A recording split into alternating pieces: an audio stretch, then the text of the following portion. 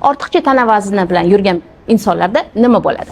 Birinchi o'rinda qandli diabet xavfi oshadi, ya'ni insulin rezistentlik paydo bo'ladi va insonda qondagi qand to'qimalarga tushmay qoladi.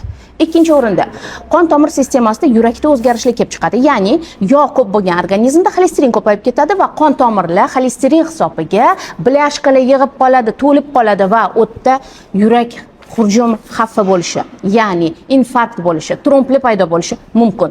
Uchinchi o'rinda gormonal sistemada o'zgarishlar kelib chiqadi. Ayollarda bepushtlik kelib chiqishi mumkin, hayzi buzilishi kelib chiqishi mumkin, erta klimaks kelib chiqishi mumkin hamda tuxumdonlar polikistos kasalligi uchrashi mumkin. Bunga ham semizlik sabab bo'ladi.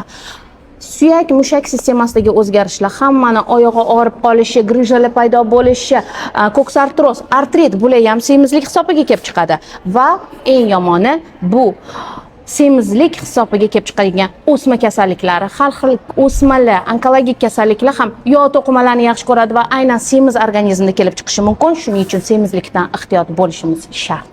Agarda siz aniq ozishni xohlasangiz, semizlikka sabab bo'layotgan narsani bilishingiz kerak. Buning uchun men oliy toifali Germaniya va Rossiya metodikalarini o'rganib kelgan endokrinolog sizlarni 10-iyun kuni bo'lib o'tadigan master klassimga taklif qilaman. Bu master klassda siz semizlik sabablarini, nima sababdan paydo bo'lganini, uni qanday qilib yengish mumkinligini, metabolizm o'zgarishlari nega sekinlashganini va ularni qanday qilib tezlashtirish mumkinligini, gormonal buzilishlar bor bo'lsa, ularni qanday qilib to'g'rilash mumkinligini va to'g'ri ovqatlangan holda sog'lom ozish haqida ma'lumotlarga ega bo'lasiz. Master klassda qatnashish uchun profilim shapkasidagi Telegram kanaliga obuna bo'ling.